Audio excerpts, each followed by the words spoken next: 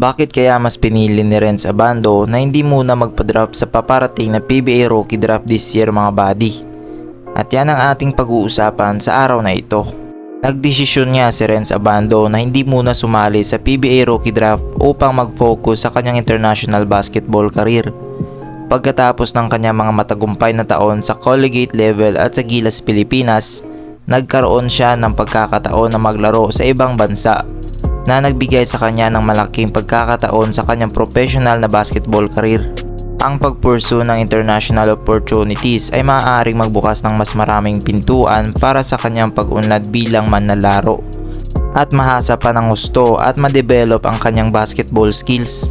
Pero sa tingin ko mga buddy, hindi lang yan dahil ang isa sa mga desisyon ni Renz Abando kung bakit hindi siya nagpa-draft sa PBA dahil di hamak na mas malaki nga naman ang sahod sa International Basketball League kaysa sa PBA na nagre-range lang ng 200 to 400k a month. Noon lang nga kalaki ang sahod ng mga rookies sa PBA at depende pa ito kung gaano ka kasikat. Dahil nagmamatter din iyan mga buddy. Dahil syempre pag sikat ang isang basketball player ay dinadagsan ng mga fans ang arena.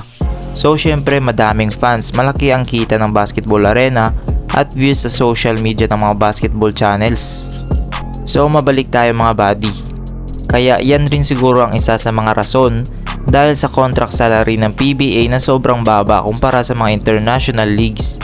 At isa nga si Renz Abando sa highest paid Asian basketball player kaya siguro nagmamatter din sa kanya ang contract salary. Kahit sino nga naman, kahit ako din siguro mga buddy. Kung may mas malaking offer sa akin overseas, bakit ako magtsatsaga sa sahod ng PBA as a rookie? Na kung ang 1 year salary mo sa PBA as a rookie ay 2.4 million pesos, pero pag sa international, ang 1 year salary mo ay 4.5 million. Doble at triple pa mga buddy.